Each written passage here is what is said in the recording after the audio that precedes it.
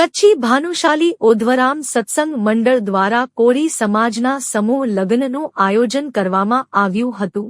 સમૂહ લગ્નમાં 70 યુગલો પ્રભુતામાં પગલાં પાડ્યા। રાતા તળાવ ખાતે કોળી સમાજના સમૂહ લગ્ન યોજાયા હતા।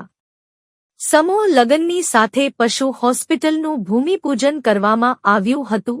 અંદાજિત 2 કરોડના ખર્ચે નિર્માણ થનાર પશુ હોસ્પિટલનું ભૂમિપૂજન કરાયું હતું।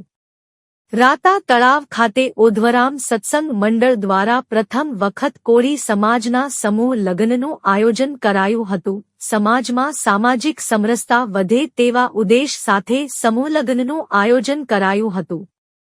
સમૂહ લગ્નમાં સાંસદ રાજેશ ચુડાસમા તેમજ કચ્છના સાંસદ વિનોદ ચાવડા સહિતના મહાનુભાવો ઉપસ્થિત રહી નવ દંપતીને આશીર્વાદ આપ્યા હતા।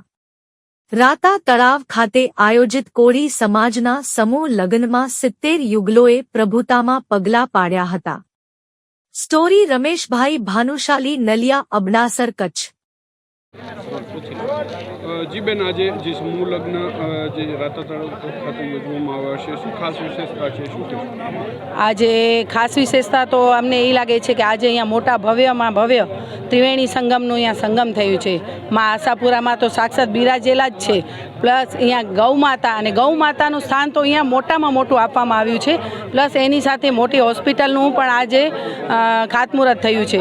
અને ત્રીજી વાત તો કન્યાદાન એટલે મહાદાન। એમાં પણ આજે આ બાપુએ એક સિદ્ધ કરી રાખ્યું છે કે અમે કોઈ નાત જાતનો ભેદભાવ નથી રાખ્યો।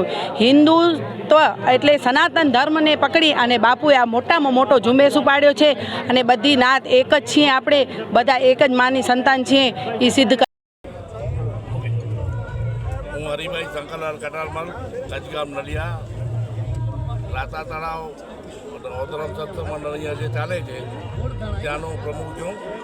આજે અહીંયા અમારા આંગણે જે હમણાં એક ખાતમુહૂર્ત થયો, એ મલ્ટીસ્ટાર હોસ્પિટલ ગાયો માટે બહુ મોટી બનવાની છે, જેના દાતાર શ્રી મીતાબેન શંભુભાઈ ગજરા પરિવાર હસ્તે, દીપભાઈ શંભુભાઈ ગજરાના હસ્તે હમણાં અમે અહીંયા હોસ્પિટલનો ખાતમુહૂર્ત થયું। અને સાથે આજે અહીંયા 70 જોડી એટલે કે 140 જણા મતલબ 70 કન્યાઓના લગ્ન આજે રાતા તળાવ ખાતે રાખેલા છે, જેમાં ઓછામાં ઓછા 20,000 માણસોની હાજરી છે। અને બધા અહીંયા બહુ ભવ્ય સમારંભ હમણાં ચાલુ છે। અમારા મેન જે અહીંયાના રચયિતા છે મનજીભાઈ સિંહજી માવ, એટલે અમારા ગુરુજી, એમના હસ્તે બધું થઈ રહ્યું છે। જય ભવાની।